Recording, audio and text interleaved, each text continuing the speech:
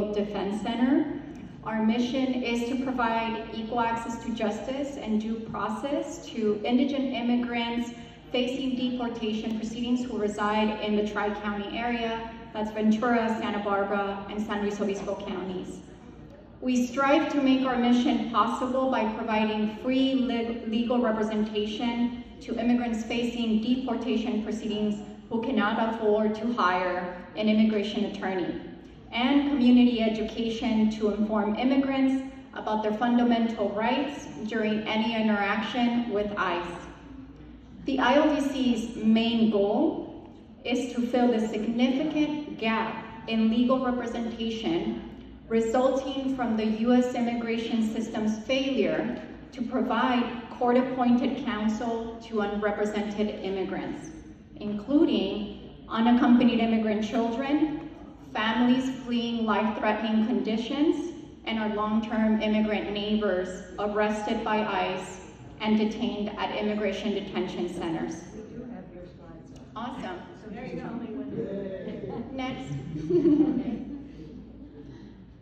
One more. I have 5 minutes, so gotta hurry. Okay. One more. And one more. So to truly grasp the staggering gap in deportation defense in our region and the overwhelming imbalance of power immigrants face in immigration court, I want to share with you damning data released by the Transactional Records Access Clearinghouse obtained through Freedom of Information Act request. This data, as of December 2024, under a Democratic administration, already paints a dire picture.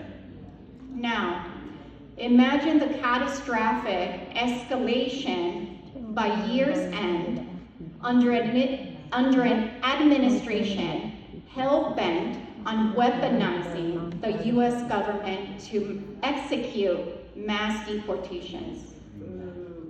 In Ventura County, there were 4,300 people facing deportation proceedings.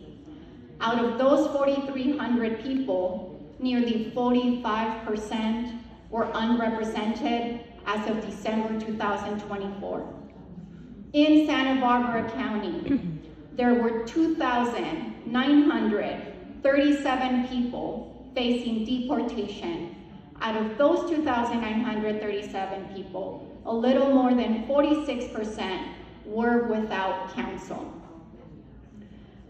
And while SLO County has the smallest immigrant population facing deportation, what is particularly alarming about this county is that they have the highest percentage of unrepresented immigrants.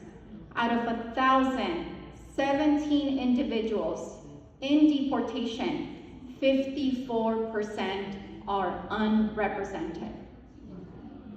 Next slide, please. One more. Last one, I promise. This is a topic that comes up a lot, especially when there's an increase in ICE enforcement. And I want to show you this data released directly from ICE to expose the unjust demonization of our immigrant neighbors. I want to share undeniable facts from Immigration and Customs Enforcement 2024 annual report. In 2024, at least 65% of individuals arrested by ICE had no criminal conviction. Their only offense was civil immigration violation and/or they had a pending case. This is ICE's data. By comparison, during Trump's last administration, pre-COVID, the number stood at 45% in 2019 and 44% in 2020 with no criminal conviction.